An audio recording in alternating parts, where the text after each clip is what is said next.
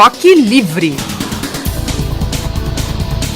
Oi, gente, estamos começando mais um Toque Livre especial para falar sobre as Olimpíadas de Tóquio, o que ela deixa de herança, quais reflexões a gente pode fazer a partir dessas 2 semanas que o mundo parou para observar o esporte em diferentes modalidades, né? Neste programa, o nosso entrevistado é o doutor em Sociologia e Direito pela Universidade Federal Fluminense, mestre em Estudos Literários pela UFJF e professor do curso de Direito do Centro Universitário Estácio de Juiz de Fora, professor Ricardo Braida.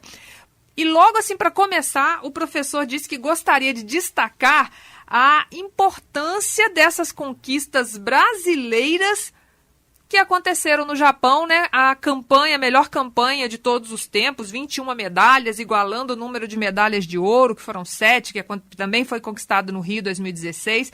Então ele ressalta, ele quer falar um pouco sobre a importância dessas conquistas. O Brasil, ele mais uma vez vai ao Japão e tem bons resultados no Japão. O Brasil, nessas Olimpíadas, teve a sua melhor colocação em medalhas, né? O maior número de medalhas, igualou o número de medalhas de ouro da Rio 2016, mas teve mais medalhas nessa edição dos Jogos. Então o Brasil se supera, faz um ciclo olímpico, que é um ciclo olímpico que tem melhora, né? Tem uma melhora que para nós é significativa. E refletindo, né, sobre a importância dessas conquistas, das 21 medalhas e dos outros resultados expressivos obtidos pelos atletas brasileiros no Japão, o professor falou assim que teve um delírio, né, ao final dos Jogos. E conta pra gente uma relação das vitórias brasileiras em solo, tanto japonês quanto asiático. O Brasil parece que tem uma história boa nesses lugares, não é, professor? E mais uma vez isso se dá no Japão. E por que eu falo mais uma vez no Japão? Porque se a gente lembrar, o Brasil foi campeão do mundo em 2002 no Japão. O Ayrton Senna tinha uma relação muito própria com o Japão de fanatismo, né? Na época da McLaren, principalmente.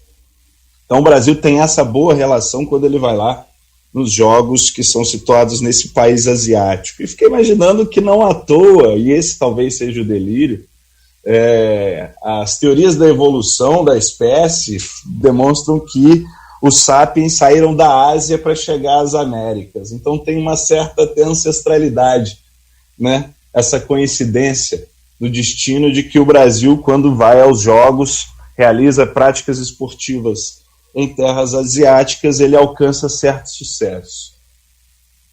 Então, é como se o Japão fosse ali, a Ásia fosse a casa das avós de nós brasileiros, né, onde a gente se sente à vontade. A África seria a casa da nossa mãe, né, das nossas mães, e o Brasil a nossa própria casa.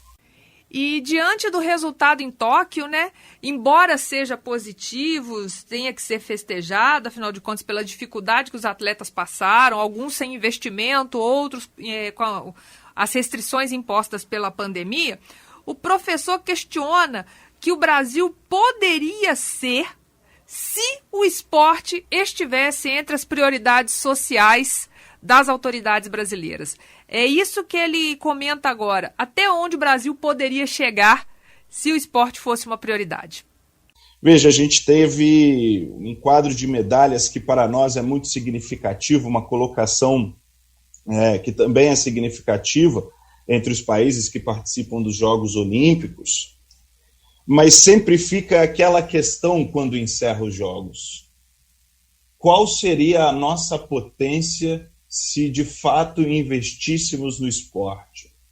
O esporte como um elemento essencial da nossa cultura, da nossa educação, do nosso lazer, enfim, centros de convívio, momentos de convívio. Qual seria a potência do Brasil se de fato levássemos a sério a prática esportiva como uma fonte, uma forma de mudança da própria sociedade?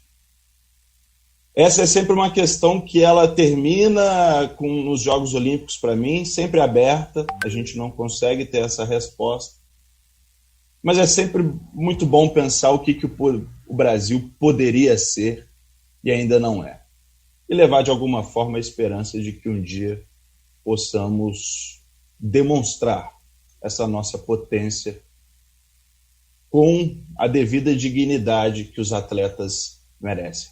São todos eles que participaram dos Jogos, são bravos. Esse foi o professor Ricardo Braida, ele é doutor em Sociologia e Direito pela Universidade Federal Fluminense, mestre em Estudos Literários pela UFJF e professor do curso de Direito do Centro Universitário Estácio Juiz de Fora, que fez pra gente esse balanço aí do que representa os Jogos Olímpicos, o resultado, o que a gente tira de lição das Olimpíadas de Tóquio para poder pensar mais à frente, né, em Paris e nos próximos Jogos Olímpicos.